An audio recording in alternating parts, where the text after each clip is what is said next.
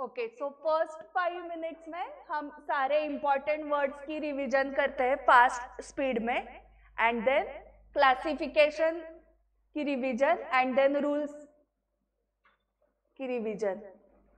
Okay, so first important word account. Account म्हणजे काय? A statement of money. Okay, त्याच्यामध्ये आपण काय बघितलं होतं?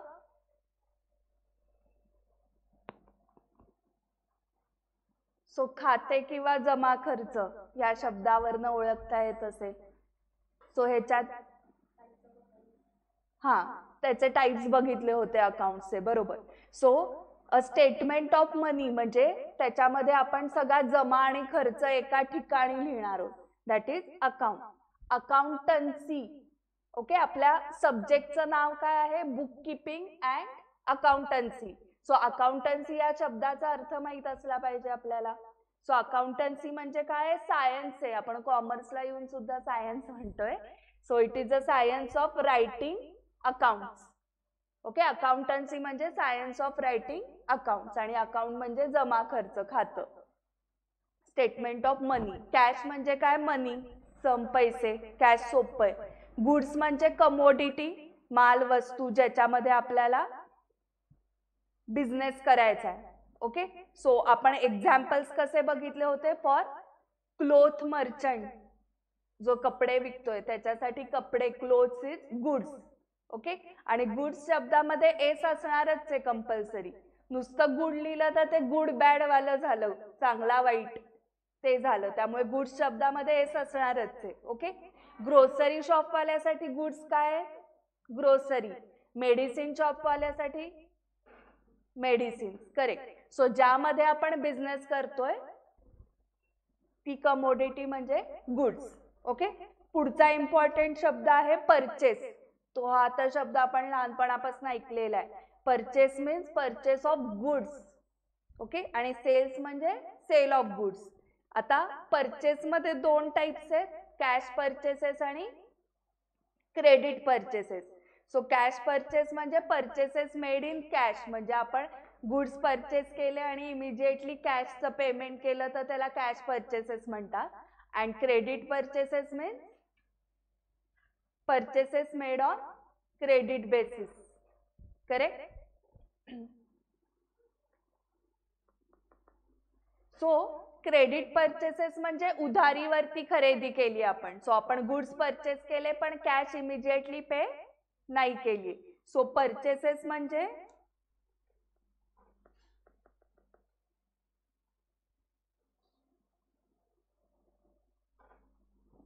परचेसेस ऑफ गुड्स, आणि परचेसेसचे दोन टाइप्स काय आहे?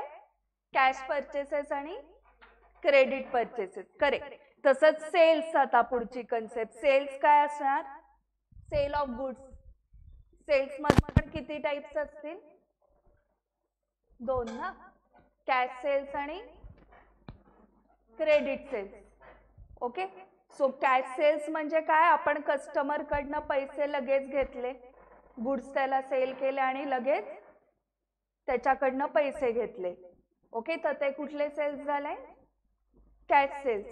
आणि क्रेडिट सेल्स म्हणजे उधारीवर सेल केलेत. आपण सेल केले गुड्स पण अजून त्याच्याकडनं कॅश आलेली नाहीये, म्हणजे तो देणार नाहीये कॅश असं नाही, तो नंतर देणार आहे.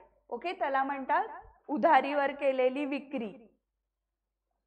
सो हे आतापर्यंत जेवढे वर्ड्स झाले ते सगळे आहेत का नोटबुक मध्ये लिहिलेले? आहेत. Purchases, sales, cash purchase, cash sales, credit purchases, credit sales. Okay, Janhavi तुझ्याकडे नसतील तर तुला लिहून घ्यायचे ते. Next is building. सोपं आहे इमारत, कन्स्ट्रक्टेड स्ट्रक्चर. मशिनरी सोपं आहे, यंत्रसामग्री. लाईव्हस्टॉक ॲनिमल्स, जनावर, शेळ्या, मेंढ्या, कोंबडी. मासे पण येतात लाईव्हस्टॉक मध्ये. लूज टूल्स म्हणजे इक्विपमेंट्स ऑफ द बिझनेसमन. सुट्टी हत्यार म्हणजे आपलं स्क्रू ड्रायव्हर वगैरे त्या टाईपची छोटी छोटी, हॅमर वगैरे असतो ना. ओके, त्या टाईपची जी हत्यार आहेत त्याला काय म्हणतात? Loose tools. त्यानंतर इन्व्हेस्टमेंट हा शब्द पण लहानपणापासून ऐकलाय आपण, म्हणजे काय असतं, गुंतवणूक. So to invest money into gold, land, shares of companies and bank deposits. Salary, monthly remuneration of employees, पगार. आणि वेजेस म्हणजे ते पण payment made to workers per day और per week. Okay, so salary आणि wages. So salary कोणाला मिळते, एम्प्लॉईजना, आणि वेजेस कोणाला मिळतात, वर्कर्सना. करेक्ट. सॅलरी मंथली बेसिसवर मिळते, वेजेस पर डे बेसिसवर मिळतात किंवा पर वीक. कॅरेज, कॅरेज म्हणजे ट्रान्सपोर्ट चार्जेस. कॅरेजचं स्पेलिंग नीट पाठ करा. CARRIAGE, म्हणजे transport charges of goods and material, माल वाहतुकीचे भाडे.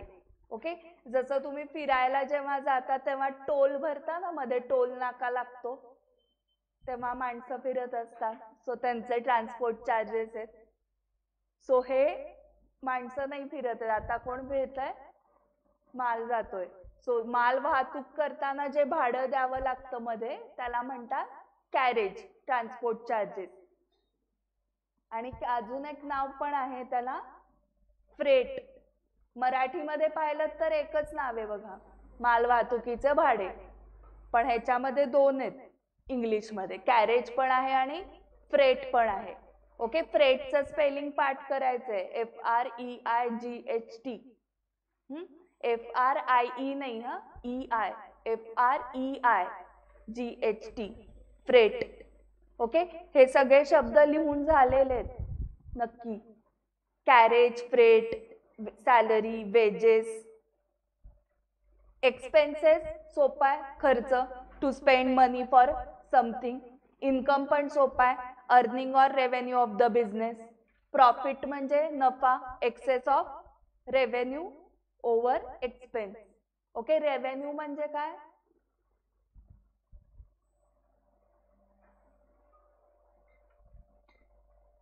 इन्कम. ओके, सो अंडरलाईन करा आणि लिहा त्याचा अर्थ.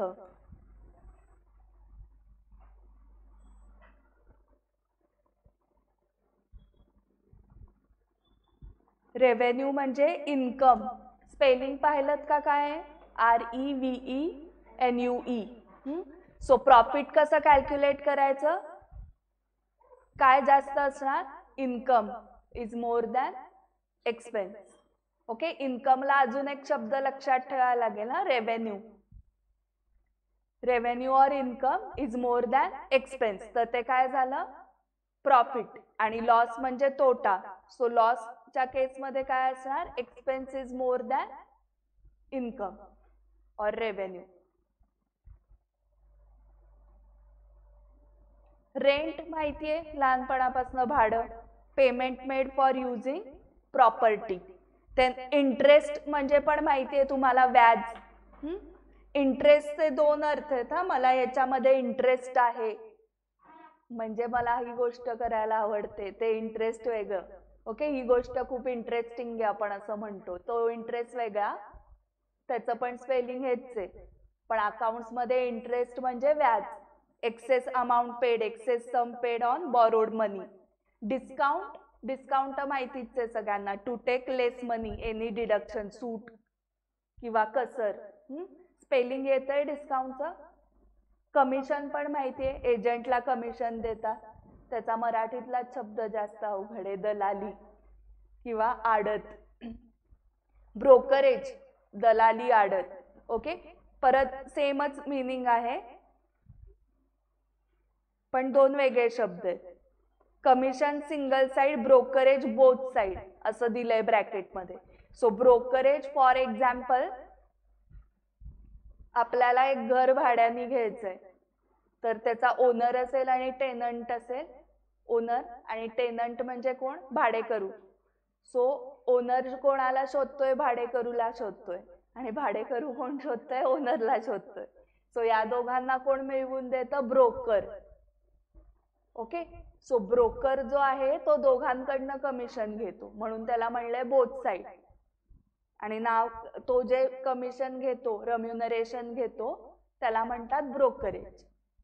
आणि कमिशन एकाच कडनं घेतलं जातं. कोणाकडनं? ओनर कडनं. आपण ज्याच्या वस्तू सेल करू त्या बिझनेसमन कडनं कमिशन घेणार, कस्टमर कडनं नाही कमिशन घेणार ना आपण.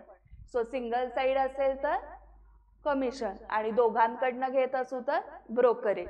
कारण आपण टेनंट कडनं पण घेतोय की मी तुला ओनर मिळवून दिला, फ्लॅट मिळवून दिला, आणि ओनर कडनं का घेतोय? मी तुला भाडेकरू मिळवून दिला, टेनंट मिळवून दिला, म्हणून त्याच्याकडनं पण घेतोय. सो ब्रोकरेज स्पेलिंग बघितलंय, कमिशनचं आणि ब्रोकरेजचं येतंय. ऍसेट म्हणजे प्रॉपर्टी, इस्टेट, मालमत्ता, संपत्ती. लायबिलिटीज म्हणजे responsibilities, obligation to pay. Capital म्हणजे भांडवल, मनी इन्व्हेस्टेड बाय ओनर ना, money brought into business by proprietor. प्रोप्रायटरचं स्पेलिंग पाहिलेत का नीट? PROPRIETOR.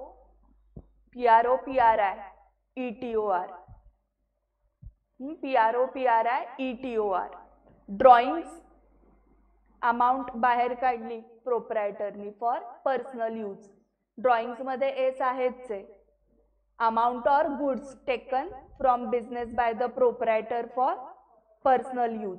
ऍडव्हर्टाइजमेंट माहिती आहे तुम्हाला, जाहिरात, sales promotion expenses. Travelling expenses माहिती आहे, transport charges, transport expenses of persons. आता त्याच्याच खाली कन्व्हेयन्स पण आहे, त्याचं स्पेलिंग नीट बघा, CONVEYANCE. कन्व्हेयन्स म्हणजे local travelling in the city. So travelling expense आणि कन्व्हेयन्स त्यातला डिफरन्स बघायचा आहे आपल्याला.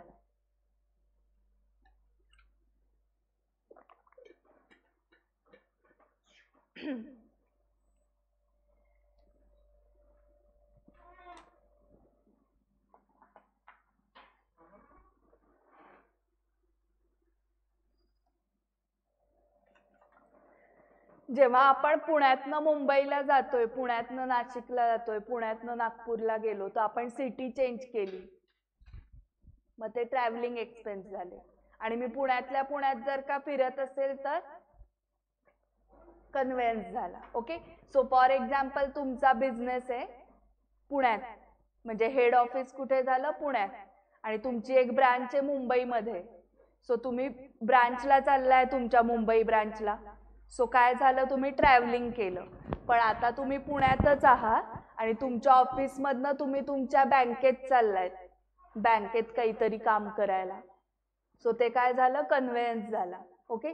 तुम्ही रिक्षेनी जाल, मेट्रोनी जाल, बसनी जाल, जो काय खर्च येईल तो झाला कन्व्हेयन्स. आता ऑडिट फीज म्हणजे रेम्युनरेशन ऑफ ऑडिटर, हिशोब तपासणीची फी. सो चार्टर्ड अकाउंटंट झाल्यानंतर तुम्ही ऑडिटर होता. सो तुमचे जे काय अकाउंट्स अकाउंटंटनी बनवलेले ते कोण चेक करतं? Chartered accountant. ओके. ऑडिटर. आणि मग त्याला त्याची फी द्यावी लागते, त्याला म्हणतात ऑडिट फीज. लीगल फीज कोणाला देणार?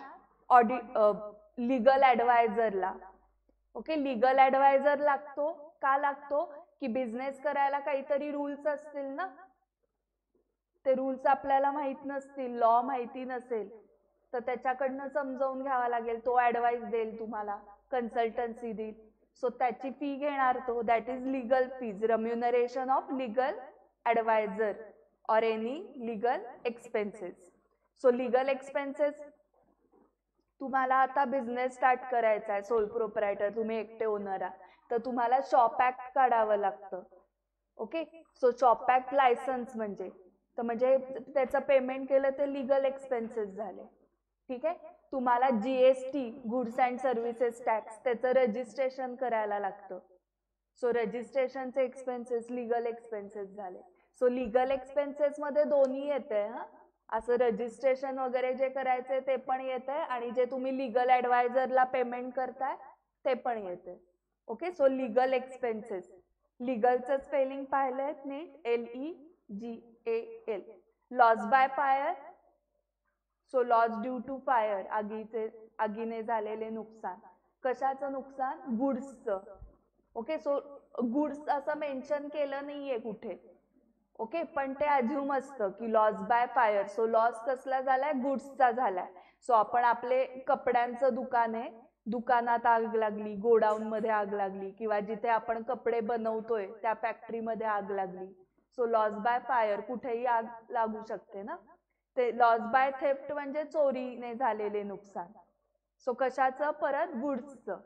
त्यानंतर बॅड डेट्स म्हणजे money which is not recovered, बुडीत पैसे. आपण जेव्हा उधारीवर सेल करतोय ना, ओके, क्रेडिट सेल्स, तेव्हा त्या कस्टमरनी आपल्याला पेमेंटच नाही केलं, तुम्ही खूप त्याला फोन केलेत, मग त्यांनी फोन स्विच ऑफ करून टाकला, मग तुम्ही त्याचा ऍड्रेस मिळवला, तिथं जाऊन पाहिलं तर कुलूप आहे घराला, मग तुम्ही शेजार पाजाऱ्यांना विचारलं तर ते म्हणले आम्हालाही नाही माहिती हा माणूस कुठे गेला. तुमचे बुडवले तसे 10 जणांचे बुडवलेत त्यांनी आणि गायब झालाय तो माणूस. ओके, सो आता तुम्ही काय करणार? काही नाही करू शकत, नशीब आपलं चांगलं नव्हतं, बुडाले पैसे. So that is bad debts. So cash सेल्सच्या केसमध्ये बॅड डेट्स होणारच नाही, कारण कॅश आलेलीच आहे ना आपल्याला. सो बॅड डेट्स कुठल्या केसमध्ये होतील? क्रेडिट सेल्सच्या केसमध्ये, उधारीवर आपण दिलं तर. आता डेप्रिसिएशन आठवतंय, reduction in the value of assets. So हे मशिनरी, इमारत, बिल्डिंग, हे जे आपण बघितलं, फर्निचर, लॅपटॉप, ओके, हे सगळे जे ॲसेट्स आहेत ना त्याची व्हॅल्यू कमी कमी होत जाते ना. ओके, सो आज जो तुम्ही लॅपटॉप घेतलाय तर 2 वर्षांनी सेम व्हॅल्यू नसणार आहे त्याची, कमी झालेली असणार आहे व्हॅल्यू. ओके, तुम्ही एसी परचेस केला, फॅन परचेस केला, सो मशिनरीज परचेस केल्या, ह्या सगळ्याची व्हॅल्यू कमी होत जाणार आहे. ओके, सो यूज केल्यामुळे पण ती कमी होते. आणि फॉर एक्झाम्पल, मी एक नवीन फॅन विकत घेतला आणि तो फॅन 2 वर्ष वापरलाच नाही, ठेवून दिला. ओके, आणि आता मी 2 वर्षांनी सेल करायला गेले तर त्याला सेकंड हँड फॅन झाला तो. आता मला तेवढी किंमत नाही मिळणार त्याची. मी जरी त्यांना कन्व्हिन्स केलं की मी 2 वर्ष वापरलाच नाहीये, तसाच ठेवून दिलाय, नवीन कोरा फॅन आहे, तरी नवीन असला तरी तो कोणी घेणार नाही त्याच किमतीला. सो तुम्ही यूज केला काय आणि नाही केलं काय तरी त्याची व्हॅल्यू काय होते? कमी होत जाते. ओके, आता बिल्डिंग आहे, त्याच्यामध्ये नवीन कोरं ऑफिस आहे आणि एक जुनं ऑफिस आहे, तर कुठली ह्याची व्हॅल्यू जास्त असेल? नवीन ह्याची. मग जुनं ऑफिस वापरलं नसलं तरी त्याची व्हॅल्यू कमी झालेली असते, त्याला डेप्रिसिएशन म्हणतात.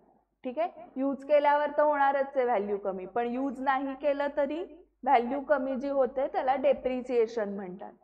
गुडविल म्हणजे माहिती आहे, remuneration of the business. Debtors credit सेल्सच्या केसमध्ये येतात. हे means our customers to whom we sold the goods on credit, आणि त्यांच्याकडनं पैसे येणं बाकी आहे. ओके, आणि क्रेडिटर्स कुठल्या केसमध्ये येतील? Credit purchases.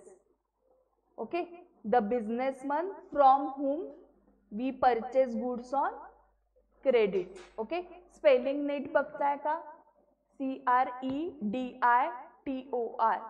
आणि डेटर्स मध्ये डेप्टर असा अजिबात त्याचा प्रोनाउन्सिएशन नाहीये. ओके, डेप्टर नाही, DEBTOR स्पेलिंग आहे, पण बी कुठेही येत नाही ह्याच्यामध्ये, प्रोनाउन्स करताना येत नाही, स्पेलिंग मध्ये बी येणार आहे. DEBTOR डेटर, आणि क्रेडिटरचं स्पेलिंग CREDITOR.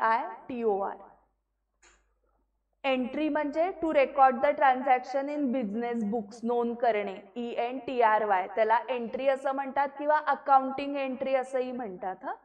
ट्रान्झॅक्शन्स म्हणजे event of business between 2 persons, व्यवहार. सो त्याच्या पुढे तुम्ही हे लिहिताय का? एक्झाम्पल्स लिहा ट्रान्झॅक्शन्सचे तिथेच.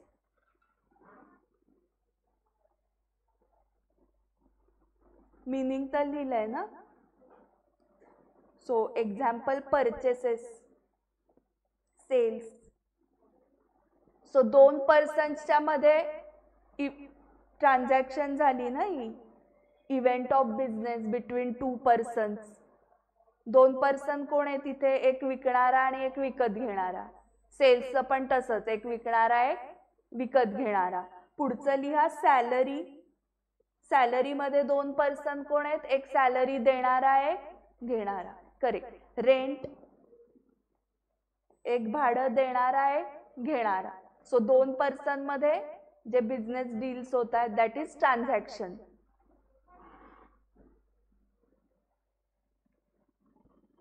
त्यानंतर फोलिओ म्हणजे page number. Okay, FOLIO. Amount म्हणजे कॅश, बॅलन्स म्हणजे रिमेनिंग अमाऊंट. आता अकाउंट्सचे टाइप्स असतात असं मगाशी गार्गी म्हणत होती, तर आपल्याला गार्गी सांगणार आहे आता कुठले टाइप्स असतात ते. पहिले पर्सनल इम्पर्सनल, आणि इम्पर्सनल मध्ये कुठले 2 आहेत? करेक्ट, रिअल आणि नॉमिनल. सो आपल्याला अकाउंट्सचं क्लासिफिकेशन करताना पर्सनल मध्ये कोण येतात? पर्सन्स आणि इन्स्टिट्यूशन्स येतात. हा, रिअल मध्ये कोण येतं? Assets and properties. आणि नॉमिनल मध्ये कोण येतात? Expenses and income. करेक्ट. आणि लॉसेस आणि गेन्स पण तिथंच येतात. बरोबर. सो हे लॉजिक लावून क्लासिफिकेशन करायचंय तुम्हाला. सो काल जे चुकले होते त्याचे आन्सर्स आता अन्वेषा सांगणार आहे आपल्याला.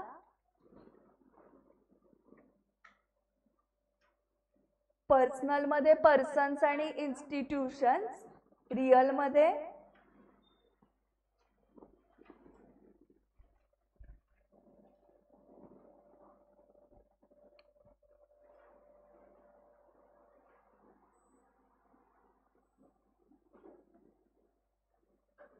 Assets and property, and nominal मध्ये income, expenses, losses and gains. Yes. Computer and printer काय लिहिलंयस? काय आहे ते? रिअल. सो खोडून कर ते correction. Computer and printer property आहे ना, मग ते रिअल येईल. अजून फर्निचर काय लिहिलंय? हा, करेक्ट. फर्निचर पण ॲसेट आहे त्यामुळे ते पण रिअल येईल. 21 रिपेअर्स काय येईल? कोण आहे पर्सन रिपेअर्स मध्ये? कोण आहे? माणूस कोण आहे? हा, एक्सपेन्स आहे ना तो, म्हणजे नॉमिनल. करेक्ट. आणि ड्रॉइंग्स? हा,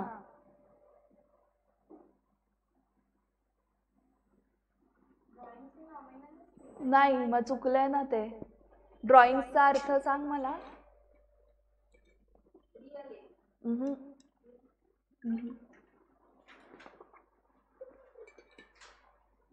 अर्थ तो सांग.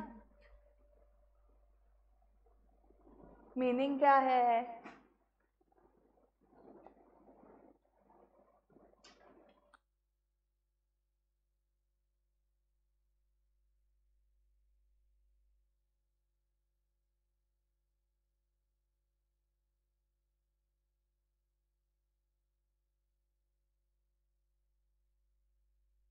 मन फॉर पर्सनल यूज. हा, करेक्ट. ड्रॉइंग अकाउंट कोणाला रिप्रेझेंट करतं? ओनरला ना.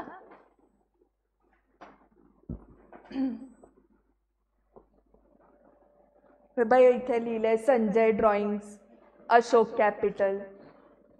ओके. आणि एस असणारच आहे ना स्पेलिंग मध्ये. Okay. Now rules. Yes Gargi, rules, golden rules. Personal account, then real account and then nominal account. हा, करेक्ट.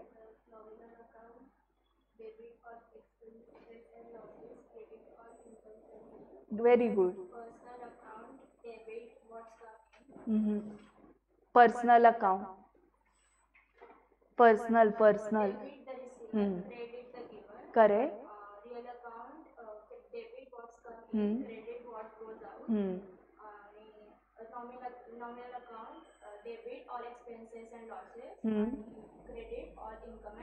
परफेक्ट. कालच्यापेक्षा स्पीड फास्ट होता का? केला speed fast. Okay, so personal account, debit the receiver, credit the giver. Real account, debit what comes in, credit what goes out. Nominal account, debit all expenses and losses, credit all incomes and gains. So काल ह्याचंच bifurcation केलेलं. Building real account, salary nominal, Rakesh personal, land real, printing nominal, Sharada college personal, computer and printer real, Supreme company personal, interest nominal, motor car real, depreciation nominal, Vijay stores personal, legal fees nominal, messrs Bharat stores personal. मेसर्सचा short form आहे हा तो, M/S, दोन्ही capital मध्ये. Spelling हवंय का तुम्हाला? MESSERS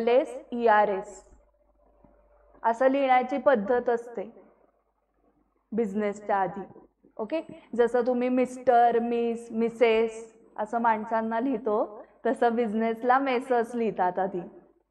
machinery real, Alia Bhatt personal, discount nominal, livestock real, rent nominal, furniture real, repairs nominal, goodwill real, bad debts nominal, capital personal, investment real, loan personal, audit fees nominal, drawings personal, outstanding salary personal, prepaid insurance personal. Perfect.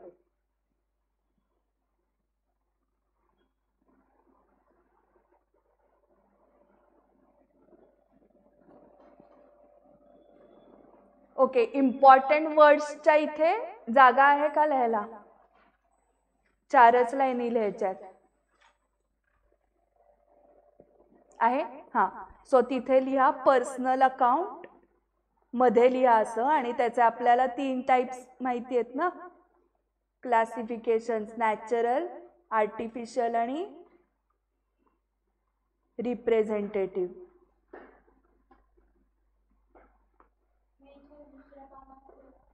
हा हो, लिही ना.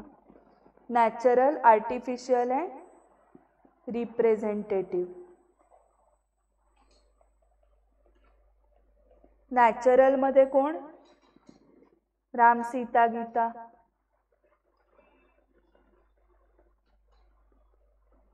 आणि स्वतःचं नाव लिहून टाका पुढे.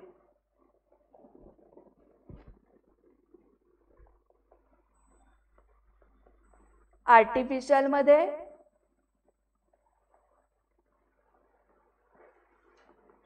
Institutes येतात ना सगळ्या.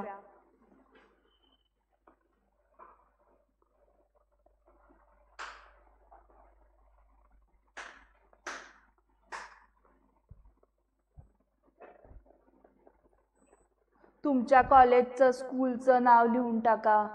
एखादं हॉटेल जे आवडतं तुम्हाला ते लिहा. बँकेचं नाव लिहा एखाद्या.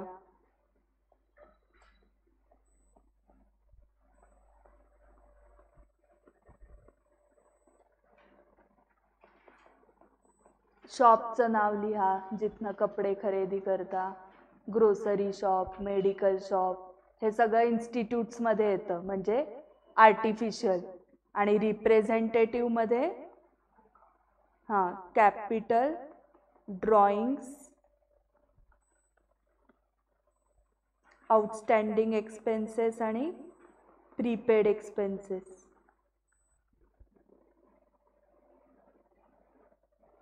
पण रूल सगळ्याला तोच लागणार आहे ना, debit the receiver, credit the giver. Outstanding expenses, prepaid expenses,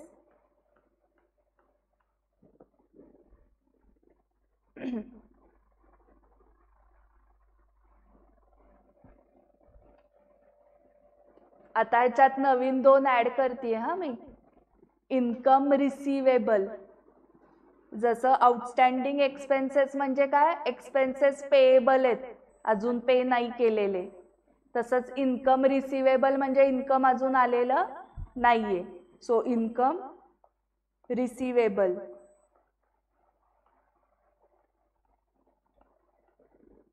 okay. आणि जसं प्रीपेड एक्सपेन्स म्हणजे काय, एक्सपेन्सेस पेड इन ॲडव्हान्स, तसंच income received in advance.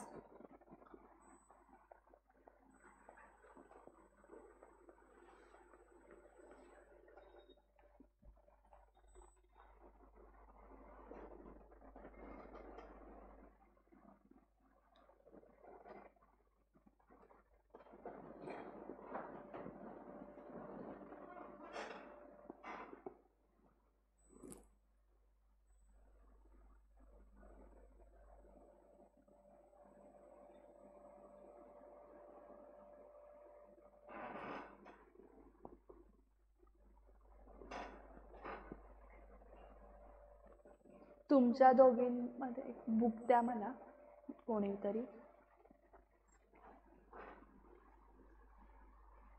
Yes, माझं खाली राहिलं ऑफिसमध्ये. सो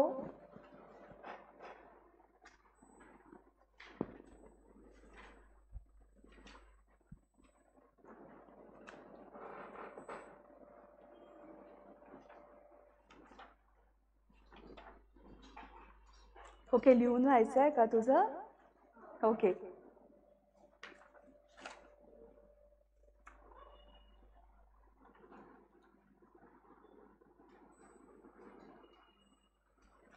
थांब, मग लिहून झाल्यावर दे.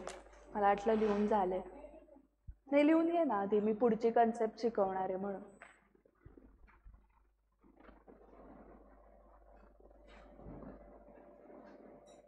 ॲसेट्स लायबिलिटीज मध्ये आता आपल्याला बायफर्केशन शिकायचं आहे. एक्सपेन्स इन्कम,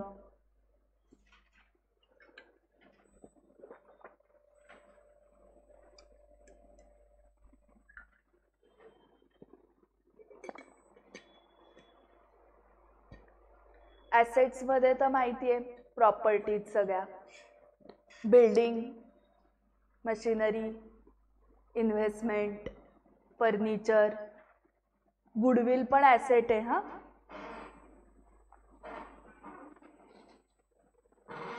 कॅश पण ॲसेट आहे, गोल्ड, लँड, ज्याच्यामध्ये आपण इन्व्हेस्टमेंट करतोय ना ते सगळ्या इन्व्हेस्टमेंट्स ॲसेट्स आहेत ना, आपल्या प्रॉपर्टीज आहेत. So land, building, machinery, furniture हे सगळं ॲसेटमध्ये येणार आहे. थँक्यू. ओके, आता आपण अकाउंट्सचं एक क्लासिफिकेशन बघितलं, रिअल, पर्सनल आणि नॉमिनल.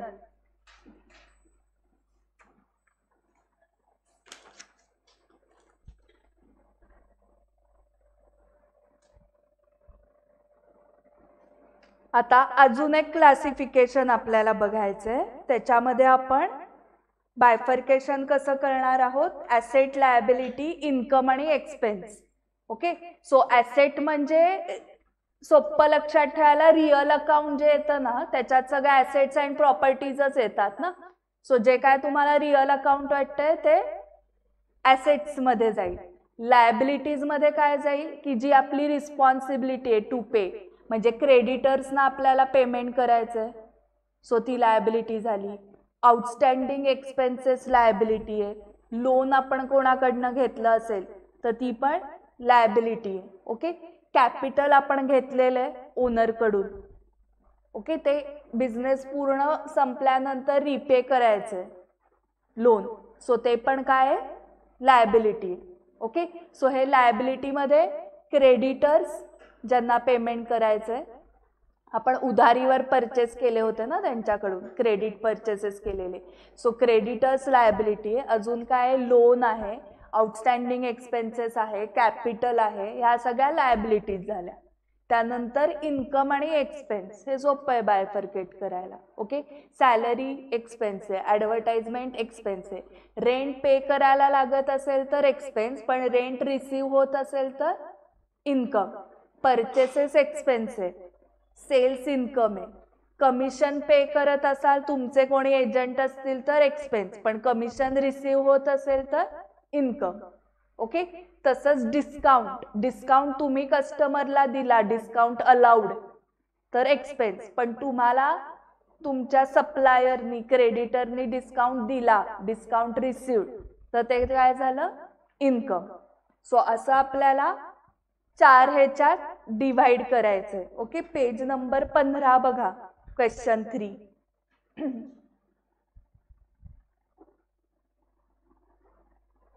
ओके, सो पहिलं प्लांट अँड मशिनरी काय येईल, ऍसेट आहे का, लायबिलिटी आहे का, इन्कम आहे का, एक्सपेन्स आहे. मशिनरी, प्लांट म्हणजे झाड नाही, प्लांट अँड मशिनरी यंत्रसामग्री. काय वाटतंय तुम्हाला, काय काय पे करायचंय. लायबिलिटी म्हणजे responsibility to pay. Asset property आहे ना तुमची, सो तिथे लिही ऍसेट. रेंट पेएबल,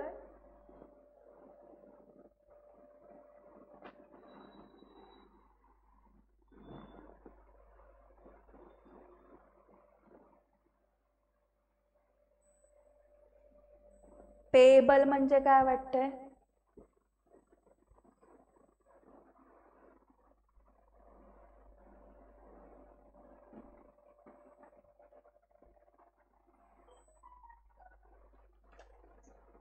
घे मी फोटो काढून घेतलाय.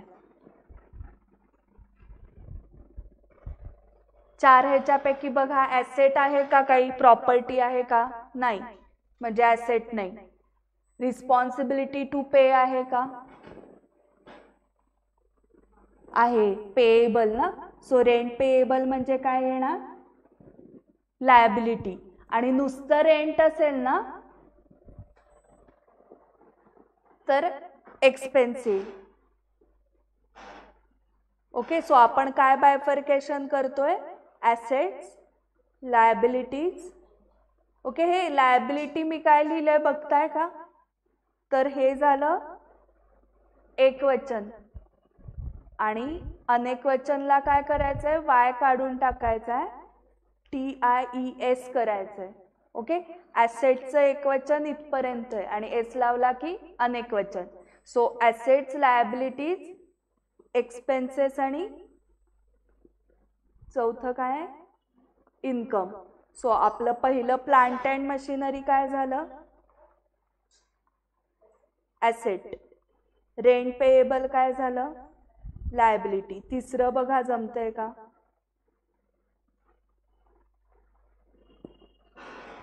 Sundry creditors. संड्री म्हणजे टोटल, हा, सगळे क्रेडिटर्स आपले. क्रेडिटर्स म्हणजे आपण ज्यांच्याकडनं उधारीवर परचेसेस केलेले आहेत, क्रेडिट परचेसेस ना. सो त्या लोकांना पैसे देणं आहे. सो काय येईल, हे देणं आहे म्हणजे पेएबल म्हणजे काय येतं, लायबिलिटीज. करेक्ट. सो लिहा संड्री क्रेडिटर्सच्या समोर लायबिलिटीज. हा, आणि संड्रीचा अर्थ कळलाय का, टोटल, SUNDRY. लूज टूल्स म्हणजे सुट्टी हत्यार आहेत, कुठं येईल,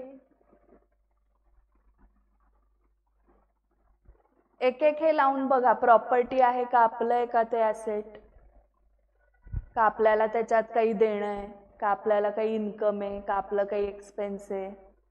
एक एक असे लावून बघा क्रायटेरिया.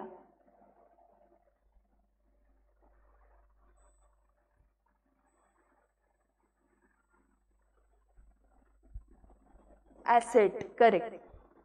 सो ऍसेट्स लिहा, लूज टूल्स. हा, स्पेलिंग नीट बघा. हा, लूजचं, लूज म्हणजे सुट्टी, लूज टूल्स. पुढचं काय आहे, इंटरेस्ट रिसिव्ड. हा, हे सोपं होतं.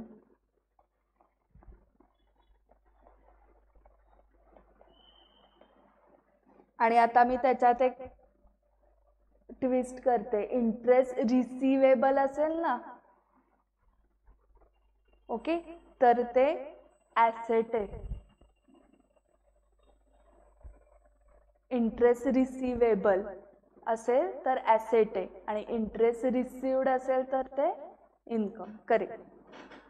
So sundry debtors, sundry debtors म्हणजे अशी माणसं कस्टमर्स ज्यांच्याकडनं रिसिवेबल आहे अमाऊंट, मग ते ॲसेट होतं.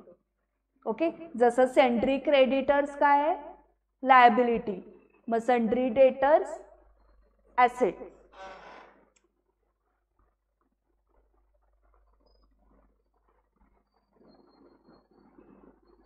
गुडविल,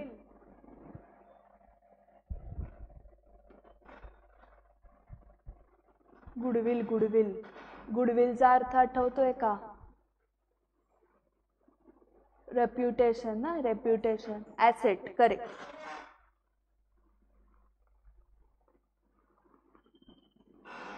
इन्शुरन्स प्रीमियम पे करायला लागतो हा आपल्याला, एक्सपेन्स आहे, करेक्ट. इन्शुरन्स प्रीमियम पे करावा लागतो हा दरवर्षी, मगच ते लॉस बाय फायर वगैरे त्याच्या केसमध्ये इन्शुरन्स कंपनीकडनं आपल्याला पैसे मिळतात. नेक्स्ट बघा काय, माझ्या लाईन्स ड्रॉ करून होईपर्यंत. कॉपीराइट ॲसेट आहे, करेक्ट. सी बघितलेलात ना काल. लाईव्हस्टॉक जनावर ॲसेट आहे. इन्व्हेस्टमेंट गुंतवणूक.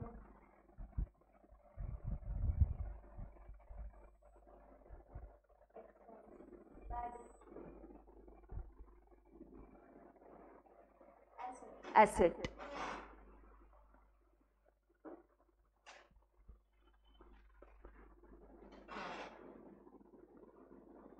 Salary expenses. Audit fee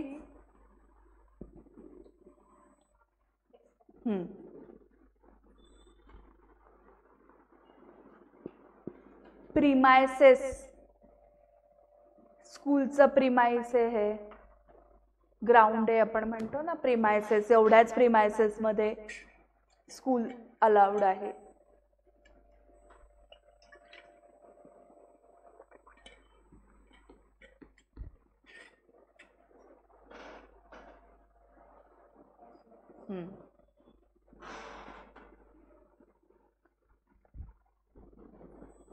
dividend received income.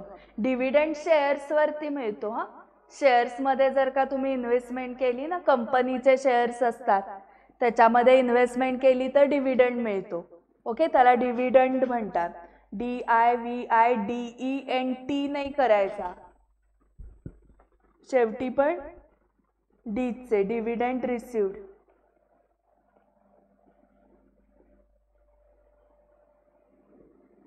Okay, income. Bad debts म्हणजे हा लॉस झाला ना, आपण क्रेडिट सेल्स केलेले आणि तो माणूस गायब झालेला. कॅरेज म्हणजे transport charges on purchase of goods, expenses. कॅरेजला अजून एक काय नाव होतं, freight. Freight FREIGHT. Outstanding salary. आता नुसतं सॅलरी असेल तर एक्सपेन्स आहे, पण आउटस्टँडिंग सॅलरी लायबिलिटी आहे, पे करायचे आहेत ना. हा, सो रेंट पेएबल, तसं सॅलरी पेएबल. सॅलरी पेएबल आणि आउटस्टँडिंग सॅलरी या दोन्हीचा अर्थ सेम आहे हा. रेंट पेएबल आणि आउटस्टँडिंग रेंट या दोन्हीचा अर्थ सेम आहे. सॅलरी पेएबल आणि आउटस्टँडिंग सॅलरी दोन्हीचा अर्थ सेम आहे. प्रीपेड रेंट, आता नुसतं रेंट असेल तर एक्सपेन्स आहे, नुसतं रेंट. प्रीपेड रेंट म्हणजे तुम्ही रेंट ॲडव्हान्स मध्ये पे केलंय. ओके, सो ते ॲसेट होतं तुमचं. सो प्रीपेड रेंट ॲसेट मध्ये लिहा.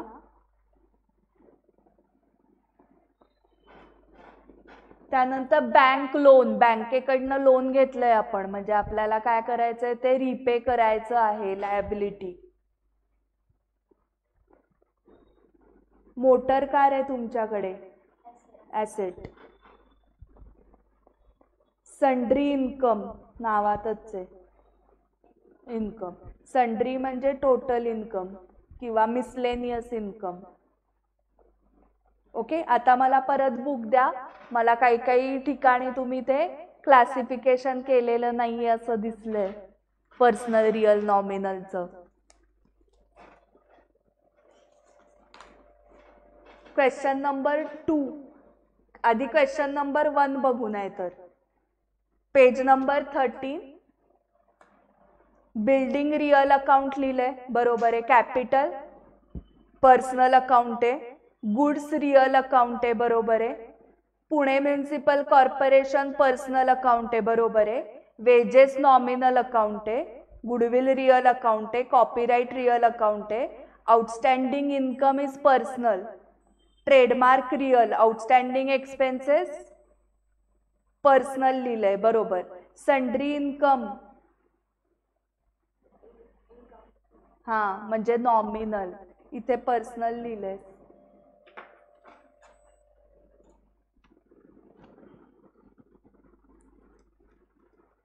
नॉमिनल येईल. हा इन्कम रिसिवेबल पर्सनल, ते बरोबर आहे. इंटरेस्ट अकाउंट नॉमिनल, बरोबर आहे. मशिनरी अकाउंट रिअल अकाउंट, बरोबर. Commission account nominal. Free sample distribution म्हणजे ॲडव्हर्टाइजमेंट असते. सो तुम्ही न्यूजपेपर मध्ये वगैरे पाहिलं असेल की शॅम्पूचा सॅशे लावलेला असतो, ऑइलचा सॅशे. सो ते फ्री सॅम्पल दिलेलं असतं ना तुम्हाला. सो फ्री सॅम्पल ते का देत आहे? For advertisement purpose. So free sample distribution personal नाही येणार, नॉमिनल. तो खर्च झाला ना, जाहिरातीचा खर्च झाला तो. सो काय येईल ते? नॉमिनल. स्टेशनरी नॉमिनल खर्च आहे, कारण प्रीपेड इन्शुरन्स पर्सनल आहे. नुसतं इन्शुरन्स असेल तर नॉमिनल. Insurance premium. हा म्हणजे कधी कधी ते इन्शुरन्स प्रीमियम लिहितात, कधी कधी फक्त इन्शुरन्स लिहितात. सो इन्शुरन्स प्रीमियम आणि इन्शुरन्स दोन्ही नॉमिनल येईल. आणि प्रीपेड इन्शुरन्स म्हणजे पर्सनल, ॲडव्हान्स मध्ये इन्शुरन्स पे केलाय. ड्रॉइंग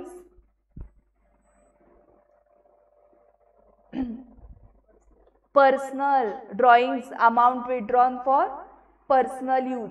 रिप्रेझेंटेटिव्ह पर्सनल अकाउंट है. कोणाला रिप्रेझेंट करत है? ओनरला. फिक्स डिपॉझिट हे रिअल अकाउंट आहे, ॲसेट आहे ना तुमचं. FD बनवतात बँकेत, माहिती आहे ना. So fix deposit is real. Profit on sale of furniture. तुमच्याकडे एक फर्निचर होता, हा बेंच होता, तो तुम्ही सेल केला. 2000ला घेतलेला विकत आणि 3000ला सेल केला, तर कितीचं प्रॉफिट झालं? 1000. Okay, so profit on sale of furniture. आपण नॉमिनल अकाउंटचे रूल्स बघितले. Debit all expenses and losses, credit all income and gain. Okay, so gain म्हणजेच प्रॉफिट. म्हणजे मग हे काय झालं? Profit on sale of furniture nominal झालं. Office equipment real. Office equipment म्हणजे त्याची यंत्रसामुग्री. Bank of India personal. Laptop real. Audit fees nominal. Loss on sale of machinery, मगाशी प्रॉफिट झालेलं ऑन सेल ऑफ फर्निचर, आता लॉस झालाय. Loss on sale of machinery nominal. Profit झाला काय, loss झालं काय? नॉमिनल अकाउंटच्या रूल मध्येच आहे ना. Debit all expenses and losses, credit all incomes and gains. So loss on sale of machinery nominal आहे. Loan account personal. Life insurance corporation LIC चा full form आहे हा. इन्स्टिट्यूट आहे ही, personal. Loss by fire nominal. Legal expenses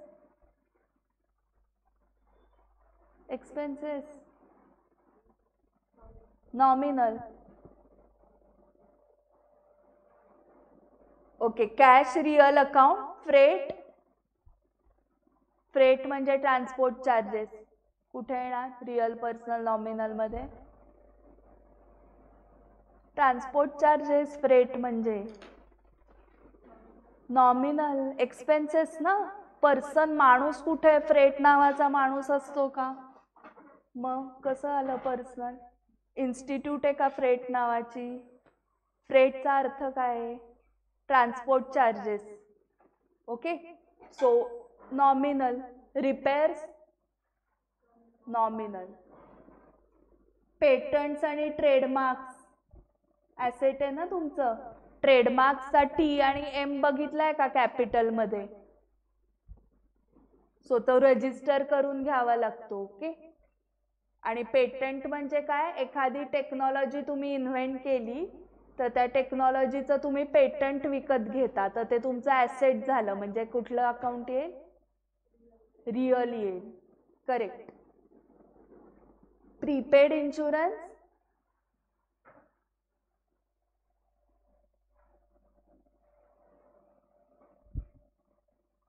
नुसतं insurance असेल तर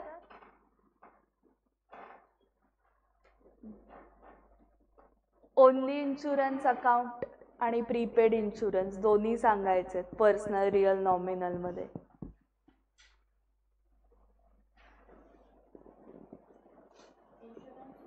insurance nominal येईल. करेक्ट. आणि prepaid insurance personal. Correct. Outstanding interest personal. नुसता इंटरेस्ट हां नॉमिनल. बँक चार्जेस आहेत ना, म्हणजे कुठलं येईल? लॉजिक लावा जरा. पर्सनल मध्ये माणसं येतात, इन्स्टिट्यूट्स येतात. रिअल मध्ये ॲसेट्स आणि प्रॉपर्टीज येतात. नॉमिनल मध्ये एक्सपेन्सेस आणि इन्कम येतात. नॉमिनल येईल bank charges. Salaries nominal. Royalty expense आहे. प्लांट अँड मशिनरी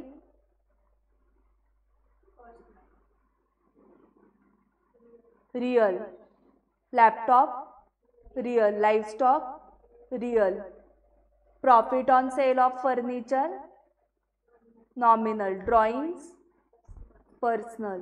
नॉमिनल लिहिलंयस ना सगळीकडे ड्रॉइंग्स. गुड्स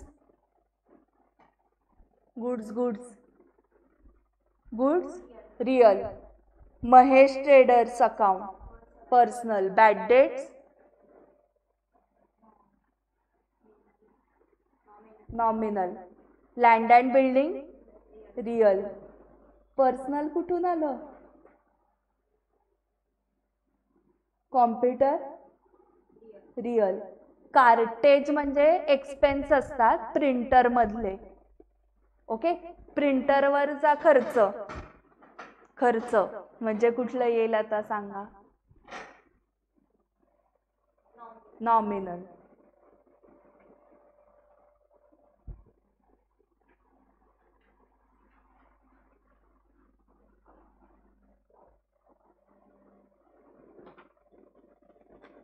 सो 20 झालेत आतापर्यंत आपले. ओके, फ्रॉम 21 to 70 परत एकदा आज बघा जमतायत का. मध्ये मध्ये जे ब्लँक दिसतंय ते आता जमतील. ओके, आणि क्वेश्चन 4 पण होमवर्क आहे. त्याच्यात आपल्याला काय करायचंय? बायफर्केट करायचं into assets, liabilities and income and expense.